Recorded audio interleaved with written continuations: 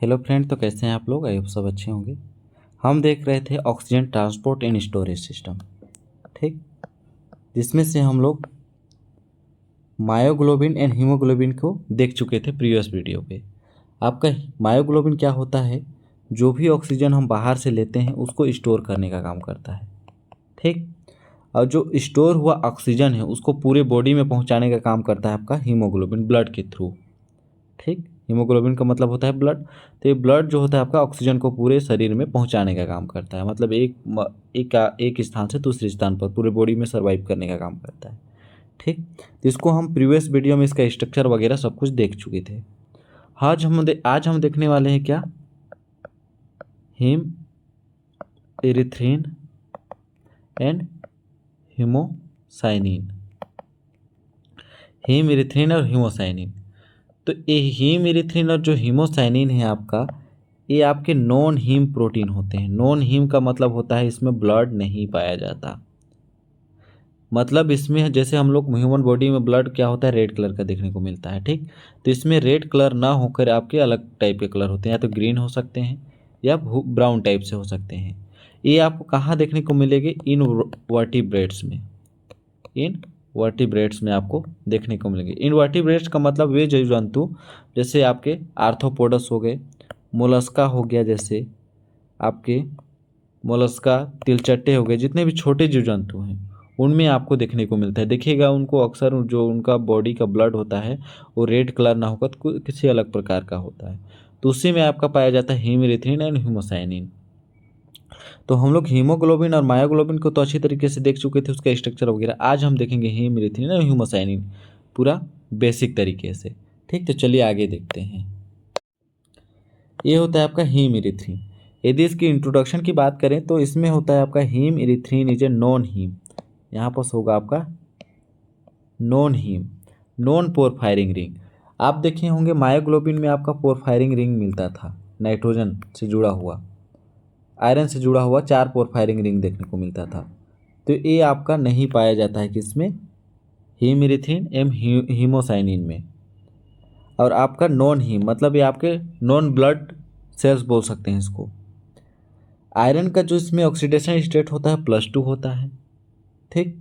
Present in marine invertebrates, marine invertebrates में present होते हैं। यदि इसकी मॉलिक्यूलर वेट की बात करें तो ये होता है आपका 1,08,000 के करीबन। कितना होता है आपका? 1,08,000 के करीब, ठीक। कॉन्सिस्ट 8 सब यूनिट होते हैं, जिसमें एक आपके हीमो इरिथ्रिन में 8 सब यूनिट होते हैं किसके? आपके ऑक्सीजन के।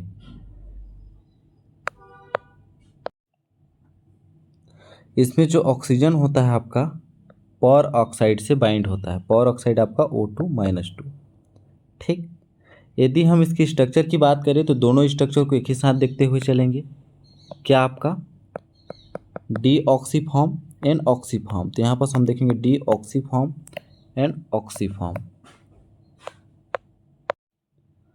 डीऑक्सीफॉर्म और ऑक्सीफॉर्म को दोनों को कंबाइन करते हुए यहाँ पर देखेंगे, ठीक।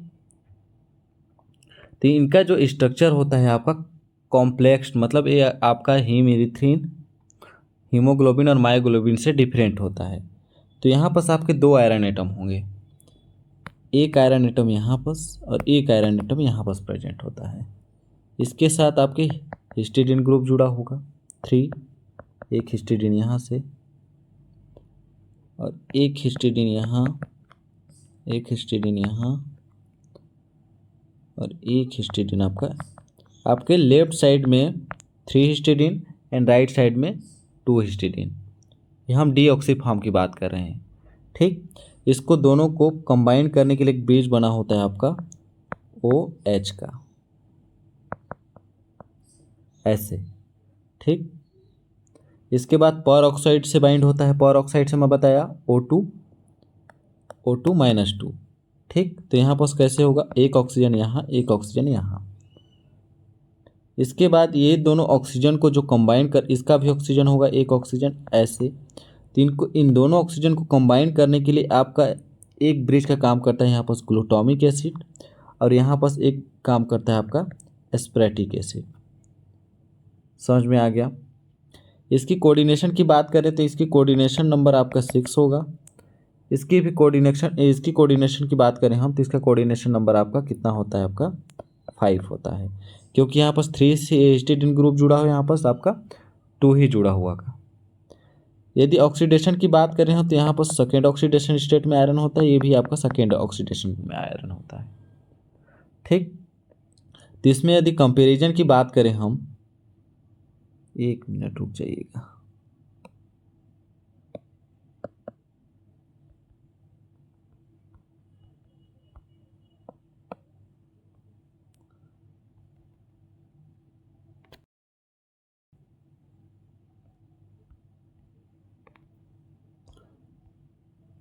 यदि इसके कंपैरिजन की बात करें हम यहाँ पास,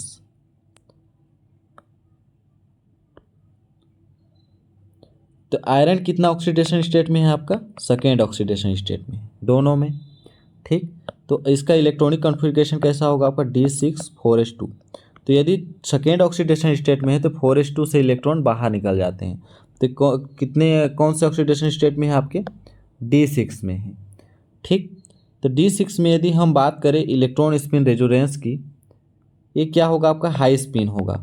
हाई स्पिन का मतलब मैं उसमें बताया था, हाई स्पिन का मतलब होता है जो इलेक्ट्रॉन होते हैं ऑर्बिटल में पेयर्ड ना होकर एकक इलेक्ट्रॉन सभी ऑर्बिटल्स में भर जाते हैं।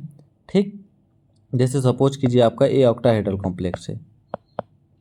ठीक, तो यहाँ पर इलेक्ट्रॉन कितने हैं, D6 इलेक्ट्रॉन हैं। तो 6 इलेक्ट्रॉन 1 2 3 यहाँ पर पेयर्ड ना होकर ऊपर इलेक्ट्रॉन स्प्लिट कर जाते हैं, 5 6 ऐसे होगा।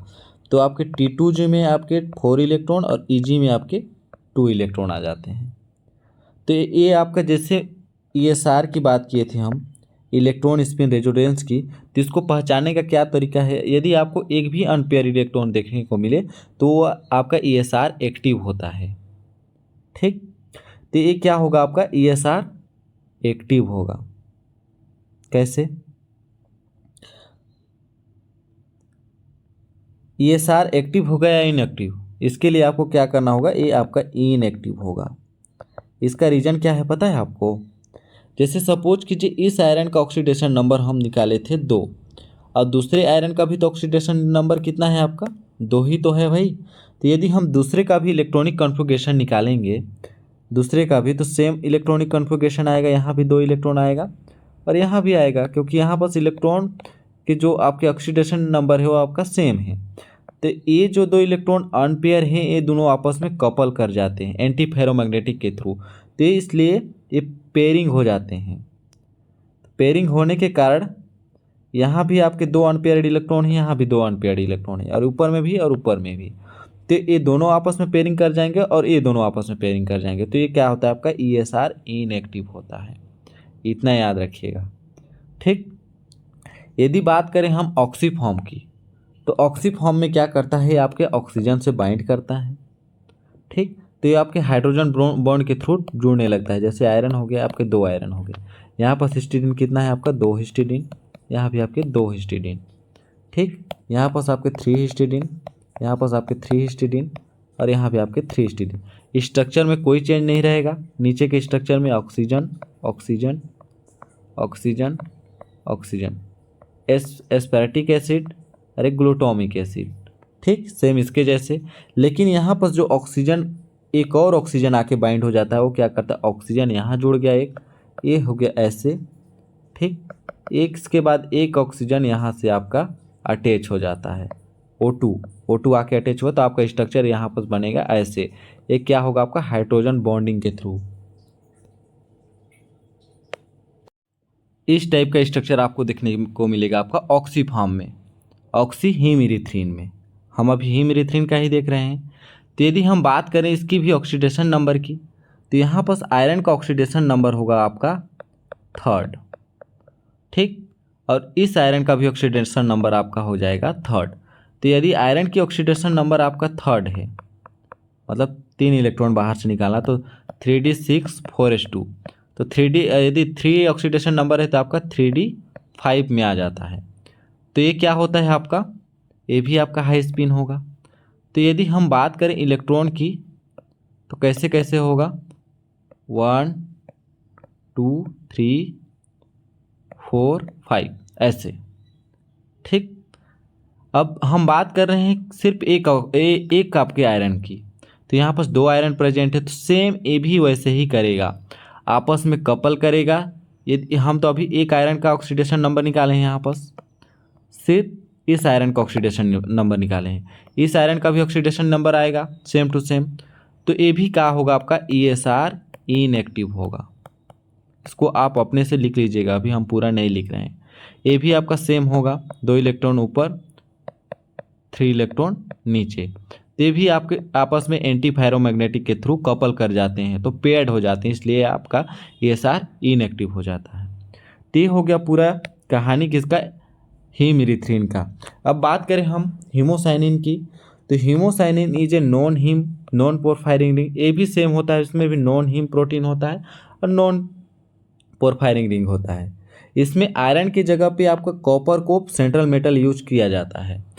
कॉपर फर्स्ट ऑक्सीडेशन यहाँ पर फर्स्ट है ना, कॉपर फर्स्ट को सेंट्रल मेटल के रूप में यहाँ पर यूज किया गया है। प्रेजेंट इन इनवर्टिब्रेट्स, ये भी आपके किस में प्रेजेंट होते हैं, इनवर्टिब्रेट्स में।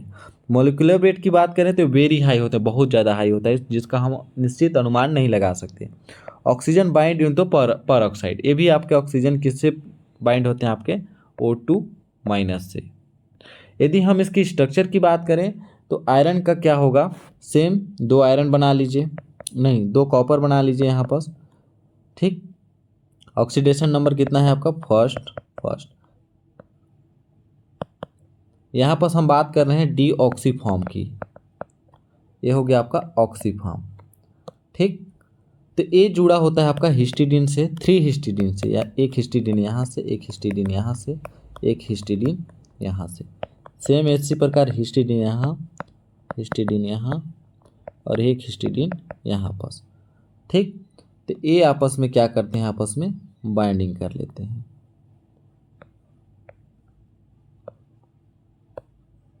ऐसे। ठीक, इतना तक समझ में आ गया, इतना तक समझ में आ गया।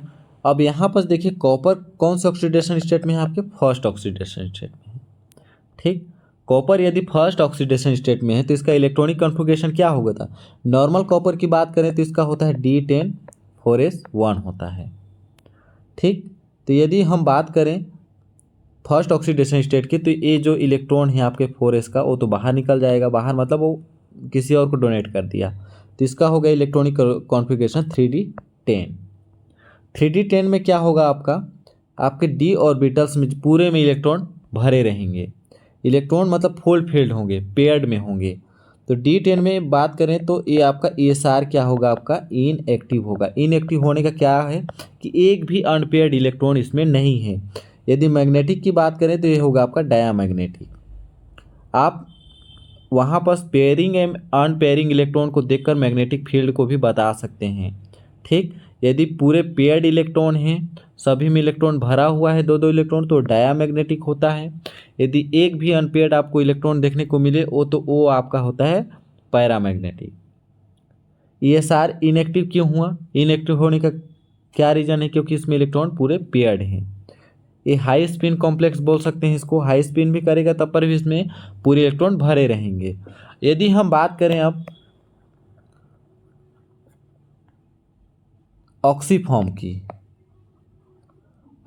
की बात करें हम, तो यहाँ कॉपर यहाँ से आपका ऑक्सीजन से बाइंड हुआ, ऑक्सीजन में घुला, तो किस टाइप का कॉम्प्लेक्स बनाएगा, हिस्टिडीन तो जैसा का तैसा जुड़ा होगा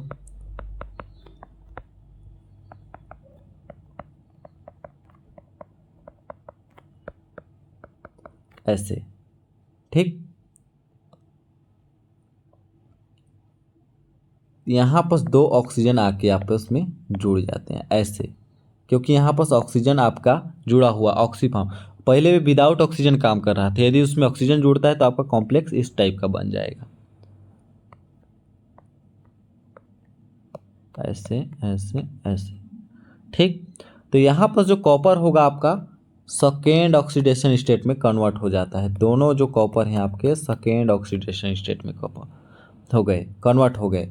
तो कॉपर आपका जो यदि सेकेंड ऑक्सीडेशन स्टेट में है तो नॉर्मल कॉपर का यदि इलेक्ट्रॉनिक कॉन्फ़िगरेशन की बात करें तो 3d10 4s1 होता है।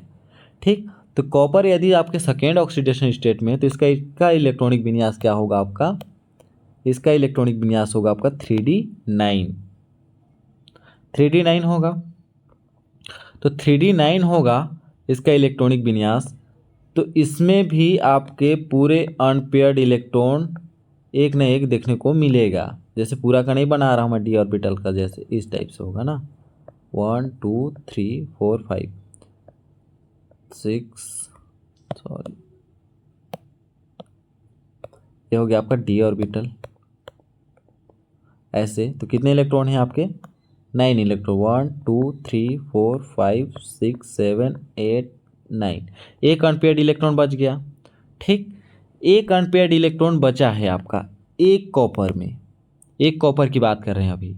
ठीक, तो इसी प्रकार यदि हम इसकी ESR इस इलेक्ट्रॉन स्पिन रेजोनेंस की बात करें तो ये आपका इनएक्टिव होगा या एक्टिव होगा? आप बताइए।